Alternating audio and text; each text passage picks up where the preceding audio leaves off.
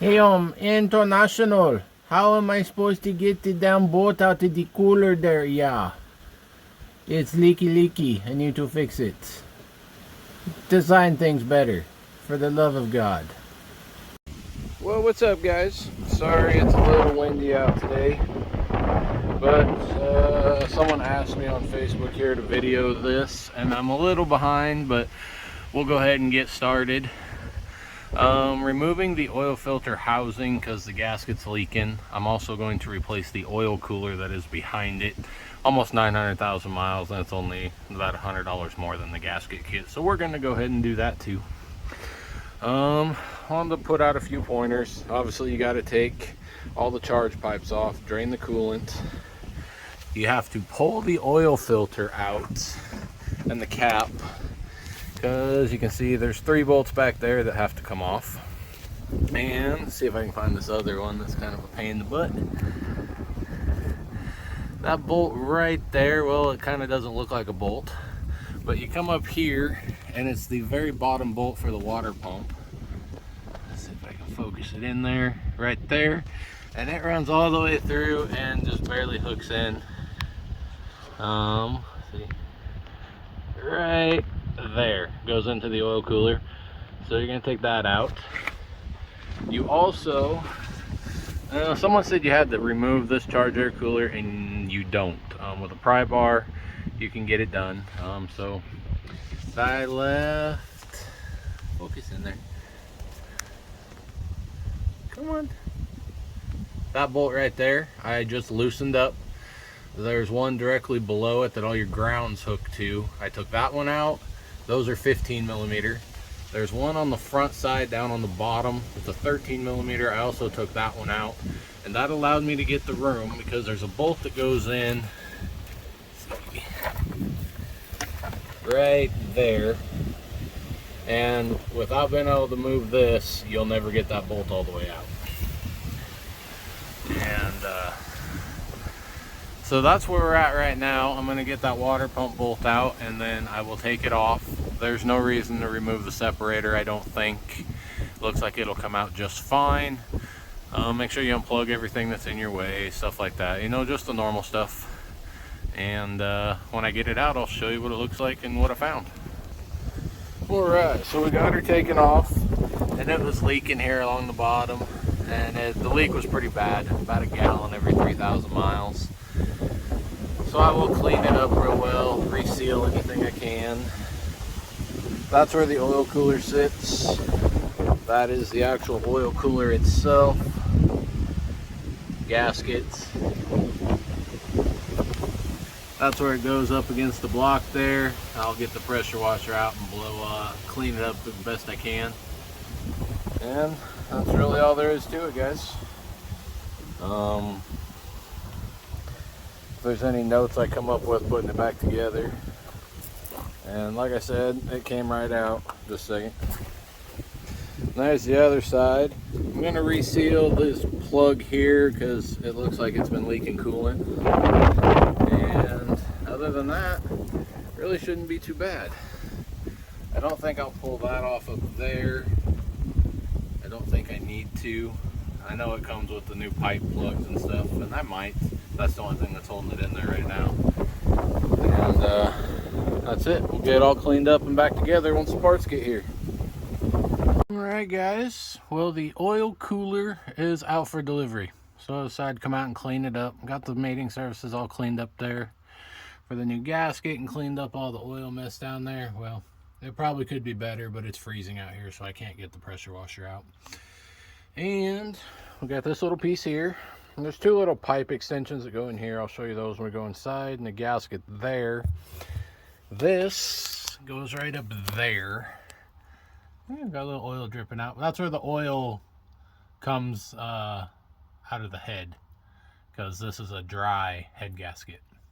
So we got that there, and I'll go inside and I'll show you a few things. Alright, so here's the 2 little pipe plugs. They go in the block, and they go in that. But they're press fit. Put a little sill glide on them. Do that, and then this piece goes down here. And here's the silicone I use. is good stuff. It's pretty spendy. And we'll get that on, and now we're just waiting for UPS. I'll just use a couple dabs of the silicone here to hold this in place because it mounts upside down when this goes on. And that's where we're at. Y'all have a good day. Well, what's up everybody? UPS showed up super late last night, but here is my oil cooler. There is the part number. And this comes as a unit. I found it on a liquidation rebuilder website, but it is actually international. Come with an international filter, new cap. This cap right here where the hose hooks to for the breather was broken on the unit, so I swapped that, just that piece from my old one. And everything's good to go there. Here is what the backside looks like. Brand new oil cooler, new jet plate. The housing is new, like I said, just the plastic piece was cracked, so I swapped just the plastic piece. And now we're gonna put a little RTV on it from International and the gasket and let that set up and get it put back on the truck. Again, that is the silicone there from International. It's stinky stuff, but it works really good. And we'll get it back on the truck. Alright guys, wanted to give a little update on this here. We've got it bolted to the block. So I wanted to point out, that bolt there, this is towards the rear of the motor. There's one right here, and then there's one on the other side. They're the shorter bolts. The gasket has recesses for those that's set up so you can thread it into the gasket. It'll hold the bolts in and help you get everything started. You got to take the filter and filter cap off to get it on. There's the other piece we talked about earlier. It's on, and there's 3 bolts down here, 10 millimeter. You got to do it with a ratchet and a socket, or maybe a 1/4 inch shallow would get in there if you had an air ratchet. And mine has the water filter on it, so it makes it a little bit harder, but I was able to slide it in right here bottom first and just get it into place. Took a little wiggling, but we got it in there. Got that hose hooked up, speed sensor hooked up, that sensor back there hooked up. And I'm going to try something a little different. I'm going to leave the cooler loose, this thing here, while I put the next tube on, because it's a royal pain in the butt. And I don't remember exactly what bolts go where, so you see there's still 4 bolt holes that have not been tightened up yet. Not real sure what bolts go where, so I gotta figure that out as I go. But we're getting there. I don't know if it'll run today or if it'll be tomorrow. Daylight saving time's kicking my ass. Sun's going down already and it's starting to get chilly. But we're getting there, guys. We're getting there. I'll update you here after a while.